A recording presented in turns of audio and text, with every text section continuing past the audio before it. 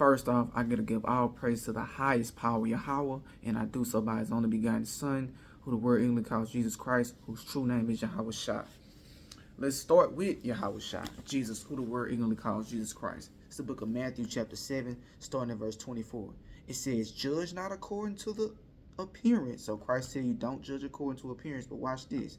But judge righteous judgment. So you are supposed to judge, but you have to judge righteously. There's a wicked way to judge, there's a right way to judge. Now, the verse that a lot of people go into is Matthew 7, judge not lest ye be judged. Let's get into that. Let's go into the CEB version and let's see what that means. And we're going to also get the Amplified version.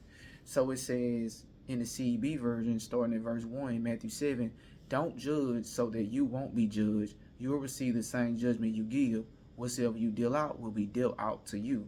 Why do you see the splinter that in your brother's or sister's eye, but don't notice the log in your own eye?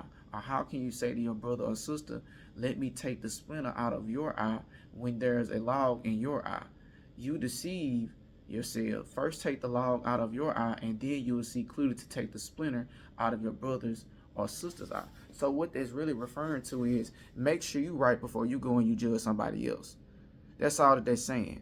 You can't be a liar, a thief, an adulterer, and then go tell somebody not to be that. You need to stop being those things first, and then you can go and correct your brother and tell him to stop being those things as well. That's what that's referring to. But let's look at the Amplified version because it goes into that. So when you read verse 2 in the Amplified version, it says, just as you hypocritically judge others when you are sinful and unrepentant, so will you be judged. Proving the point that I just got through making. Make sure you're right with the Most High God before you go out and judge somebody. That's what that's dealing with. So it's not saying that you can't judge. It's just saying get right first before you do judge. Because what does it look like to tell somebody, hey, don't commit adultery when you commit adultery? Or what does it look like when you tell somebody, don't be a thief when you're a thief? Let's get this in the book of Judges. Let's get this in the book of Judges, chapter 3 and verse 10.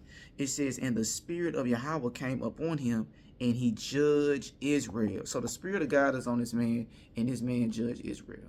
So if the spirit of God compels somebody to judge, then judging is not a bad thing, but you got to do it righteously. And I'm going to get one more. I hope these lessons be edifying. Get one more. This is the book of 1 Corinthians, starting at verse 6 and verse 2. Do ye not know that the saints shall judge the world? And if the world shall be judged by you, are ye unworthy to judge the smallest matter? So the saints are going to judge the world. So I hope this lesson was edifying with that.